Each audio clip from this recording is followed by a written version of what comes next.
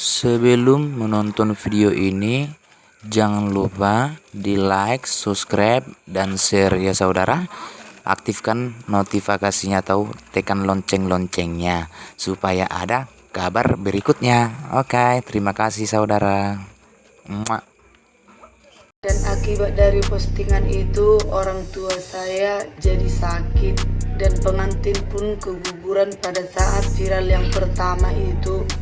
Dan sekarang kami dicibir oleh semua orang, diomong-omongin semua orang. Jadi saya mohon kepada semua netizen agar bijak dalam berkomentar. Kalau tidak tahu apa-apa, bertanyalah, kita siap untuk menjawab. Dan yang melakukan komunikasi itu juga saya, bukan kakak saya. Itu saya. Jadi tolong jangan menyerang kakak saya. Shalom, Horas. Sebelumnya saya minta maaf untuk semua saudara-saudara saya. Di sini saya akan mengklarifikasi soal kami yang lagi viral. Di sini kami selaku yang menjadikan baju bukan tidak ada etikat baik untuk si tukang kebaya. Kami juga komunikasi baik sama tukang kebaya. Kami juga sudah mengilik, sudah minta tolong pada tukang kebaya itu karena kami belum punya uang untuk memberikan kami kelonggaran agar bulan 9 itu kami bayar supaya terkumpul uang kami. Pada saat itu memang kita tidak punya uang dan kita juga sudah minta tolong sama Eda itu supaya dikasih kelonggaran agar kami bisa mencicil. Itu pada saat saya teleponan sama Eda itu, saya bilang saya nggak kepikiran untuk merekam di situ karena saya pikir nggak mungkin Eda ini buat yang lain-lain. Jadi saya teleponan sama Eda itu, saya bilang, Eda bisa nggak dicicil? Eda itu nggak mau. Eda itu bilang saya tidak mau dicicil karena ini kalian sudah menunggak.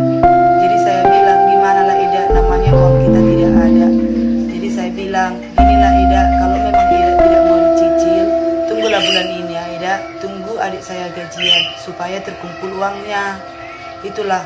Dan di situ pada saat 2 harinya Eda itu masih nelpon sama mamat saya. Dan sudah nelpon itu malamnya Eda itu langsung memviralkan kami.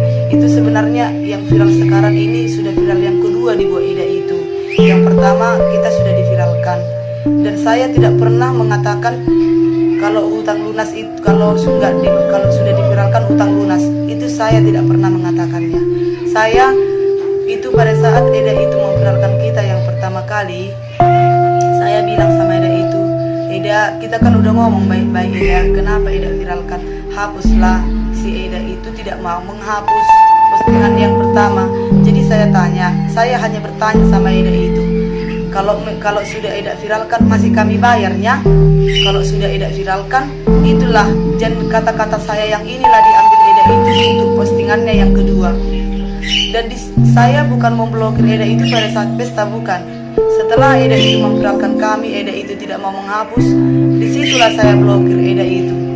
Tapi Eda itu tahu rumah kita. Saya berharapnya Eda itu datang ke rumah kami, tapi Eda itu tidak datang. Memang kita salah, kita punya hutang, tapi namanya kita belum punya uang, belum punya rezeki. Kita juga mengeling sama Eda itu. Kita bilang sabar dulu ya Eda, belum ada uang kita. Dia bilang kayak gitu. Dan kita juga sudah mencari kemana-mana, kita tidak dapat uang. Kita juga semua sampai mengumpul uang anak-anak mamaku biar bisa melunasi. Hanya tinggal bulan itunya. Dan kami pun terkejut pada saat bulan kedua itu, viral kedua itu diposting sama Eda itu. Dan Eda itu mengatakan bahwa kami yang meminta agar diviralkan. Itu tidak benar. Kami tidak pernah menginginkan untuk diviralkan, tidak. Itu di viral yang pertama karena Eda itu memposting kami di yang viral yang pertama. Jadi saya bertanya sama Eda itu, Eda hapuslah Eda, tapi Eda itu tidak mau menghapus. Jadi saya bertanya sama Eda itu, kalau sudah diviralkan masih saya bayarkah? Begitulah saudara-saudaraku. Bukan saya meminta untuk diviralkan, bukan. Tapi karena sudah diviralkan yang kami yang pertama, dan ini sudah viral yang kedua. Dan karena viral yang kedua ini, bapak mama saya sakit. Dan ini tidak ada sangkut pautnya ke pengantin. Saya yang bersangkutan sama si tukang kebaya.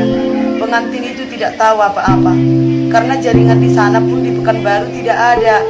Jadi tidak ada sangkut pautnya ke pengantin ini antara urusanku sama si Eda. Karena Eda itu dan akulah yang berkomunikasi sama Eda itu.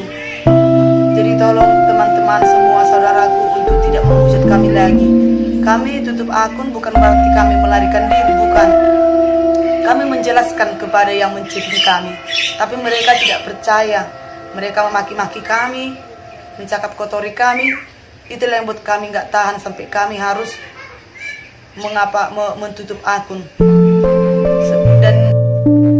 Dan akibat dari postingan itu orang tua saya jadi sakit dan pengantin pun keguguran pada saat viral yang pertama itu. Dan sekarang kami dicibir oleh semua orang, diomong-omongin semua orang. Jadi saya mohon kepada semua netizen agar bijak dalam berkomentar. Kalau tidak tahu apa-apa, bertanyalah, kita siap untuk menjawab. Dan yang melakukan komunikasi itu juga saya, bukan kakak saya. Itu saya. Jadi tolong jangan menyerang kakak saya lagi. Mohon kepada netizen yang baik, tolong. Kami juga sudah melakukan juga yang terbaik. Jadi mohon kepada netizen untuk tidak menghujat kami lagi.